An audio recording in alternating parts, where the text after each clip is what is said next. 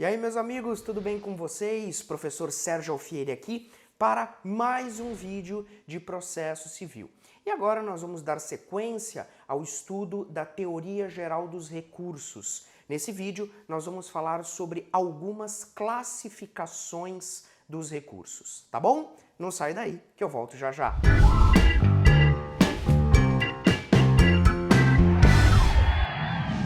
Muito bem, meus amigos, então nesse vídeo nós vamos tratar sobre algumas classificações dos recursos, tá bom? Nós vamos agora conhecer, por meio das classificações, vamos conhecer como que os recursos eles podem se manifestar, quais são os tipos de recursos que nós podemos ter, tudo bem? Cada qual com as suas peculiaridades. Então vem comigo para a tela para eu colocar para você a primeira classificação. Olha só, a primeira classificação que nós temos é a divisão entre recurso parcial e recurso total. Então nós podemos ter recursos parciais e podemos ter recursos totais. Professor, no que diz respeito a essa primeira classificação? Veja, aqui nós temos que levar em consideração o seguinte. Quando nós temos um recurso, isso significa que uma das partes não está satisfeita com o conteúdo de uma decisão, tá? Isso no primeiro vídeo nós já conseguimos estabelecer, né, que é o tal do inconformismo manifestado dentro do mesmo processo. Então a parte ela está descontente com uma decisão. Só que perceba, quando ela interpuser um recurso, ela pode recorrer da decisão inteira ou ela pode recorrer apenas de parte dessa decisão. Quando ela recorrer da decisão inteira, nós vamos ter o chamado recurso total. Mas quando a parte recorrer apenas de uma parcela da decisão, então nós vamos ter um recurso parcial. Então imagine, por exemplo, que o juiz ele deu uma sentença parcialmente procedente. Então vamos imaginar que eu pedi 5 mil reais de danos materiais e 5 mil reais de danos morais.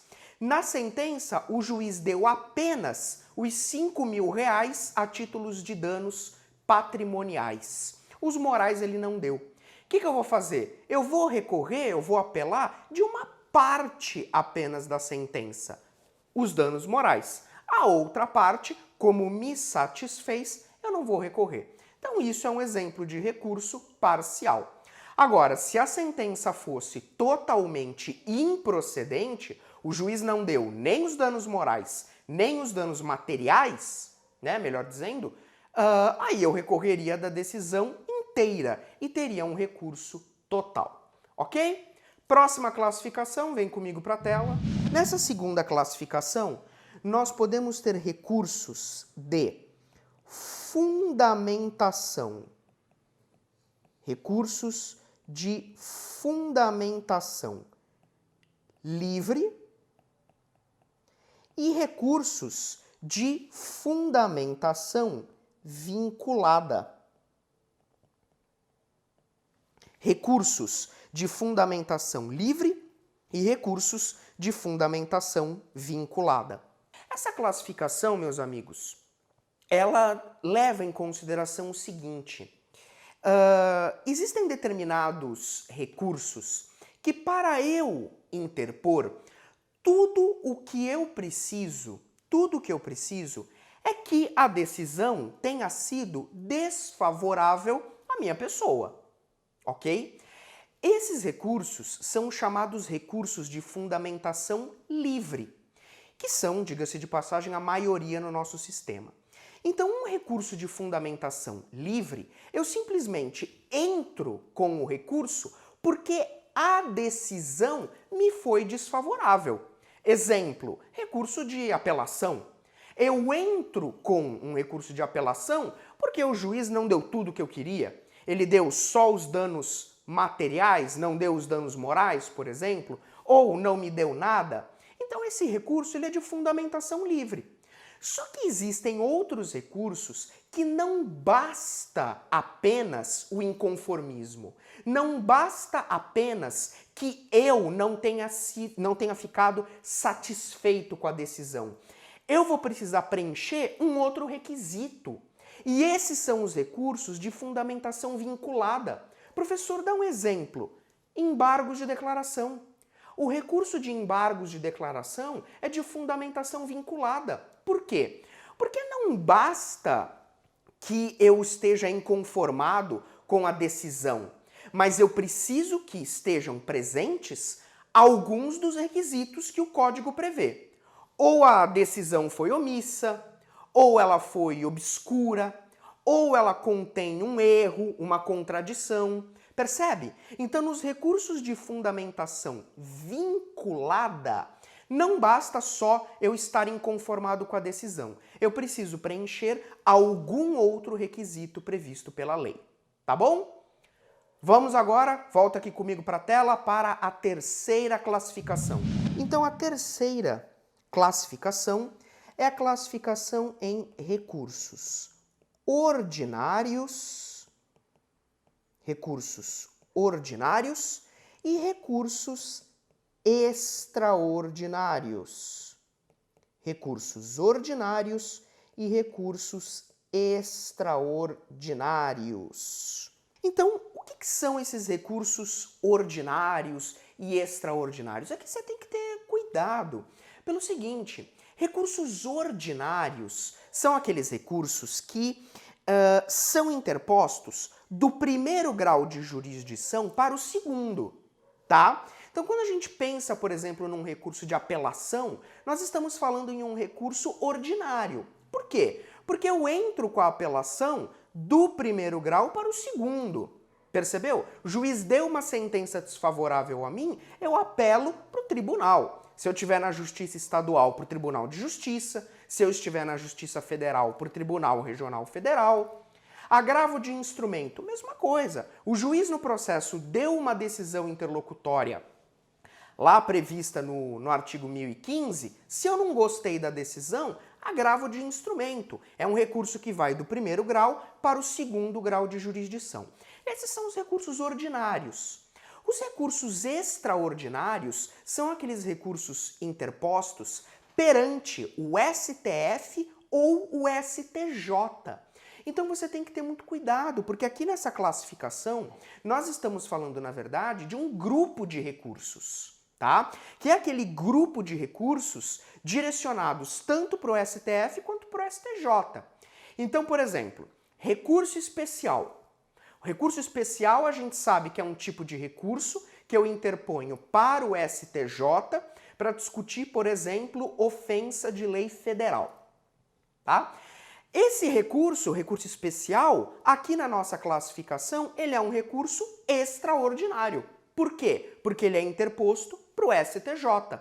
Percebeu? Então, cuidado para você não confundir o grupo de recursos extraordinários com o recurso extraordinário, com a modalidade de recurso extraordinário, que é aquele que vai para o STF, se eu tenho, por exemplo, uma ofensa à Constituição Federal, tá? Cuidado com isso. Para a gente encerrar, quarta classificação dos recursos. Vem comigo para a tela. A quarta classificação dos recursos diz respeito aos recursos principais e o famoso recurso adesivo. Essa classificação aqui, ela é bem interessante. Por quê? Porque quando a gente pensa em recurso adesivo, a gente tem que ter cuidado. Um erro muito comum, se a pessoa não tem muita familiaridade com o processo civil, é achar que o recurso adesivo é uma espécie de recurso. E na verdade não é. Não existe um recurso adesivo, a espécie recurso adesivo. Como nós temos apelação, agravo de instrumento, tudo bem? Embargo de declaração. Não existe a espécie recurso adesivo. O recurso adesivo é uma forma de se interpor um recurso. Tudo bem? O recurso adesivo é uma maneira de se interpor recurso. Percebe? Então, vou te dar um exemplo. Imagina que eu estou num processo e eu pedi uma indenização de 100 mil reais, por exemplo. Tá bom? Pedi uma indenização de 100 mil reais. Na sentença, o juiz deu 80. Tá? O juiz deu 80. Eu olhei e falei, putz, eu não vou recorrer. Eu não vou recorrer. Eu pedi 100, o juiz deu 80, pô, ele deu quase tudo, né? Então não vou recorrer. Eu me satisfaço com os 80. Só que aí o que acontece? Eu penso assim, bom, eu não vou recorrer, só vou esperar o trânsito em julgado. O réu com certeza não vai recorrer, porque ele sabe que ele é culpado, ele sabe que ele me deve. Então eu vou só esperar o trânsito em julgado. Só que o que acontece? O réu recorre. O réu recorre. Ele apela contra a sentença. Eu fico possesso. Falo, putz, o cara recorreu, e agora? Eu já perdi o prazo para entrar com a apelação. Eu já perdi os meus 15 dias. E agora? Eu penso o seguinte, bom, eu vou fazer assim. Eu, no meu prazo de contrarrazões, eu vou apelar também. O recurso adesivo, ele não é um recurso manejado no prazo convencional. O recurso adesivo é manejado no prazo das contrarrazões. Então o que acontece? O réu apelou.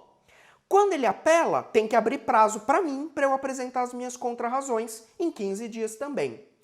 Eu contrarrazou o recurso dele e eu aproveito e falo, quer saber de uma coisa? Eu não ia recorrer, mas agora eu vou. Eu vou apelar adesivamente, porque eu vou ver se lá no tribunal, o tribunal me dá os 100. Percebeu? Então o recurso adesivo, ele é um recurso que a gente brinca, né? O recurso carona. Ele pega carona no recurso da outra parte. Tanto é que, se alguma coisa acontecer com o recurso da outra parte, o recurso adesivo vai ser prejudicado. Vamos imaginar, por exemplo, que o recurso do réu, ele chegou no tribunal, lá no tribunal o desembargador olhou e falou, esse recurso ele é intempestivo, ele foi interposto fora do prazo, não conheço do recurso. E aí, como é que fica o meu recurso adesivo?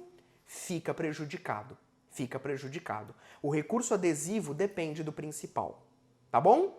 E os outros recursos, meus amigos, aqueles recursos classificados como principais, são a regra geral no nosso sistema, né? Apelação, agravo de instrumento, são recursos que, por conta própria, eles têm aí a sua eficácia, eles têm a sua vida própria, eles não dependem de nenhum outro recurso como o recurso adesivo, tá bom? Mas a gente vai falar sobre recurso adesivo um pouco mais pra frente em outros vídeos, tá certo? É isso, meus amigos, falamos aí sobre 4 classificações de recursos. Eu espero que vocês tenham gostado, espero que vocês continuem acompanhando o nosso canal e, se Deus quiser, até o próximo vídeo.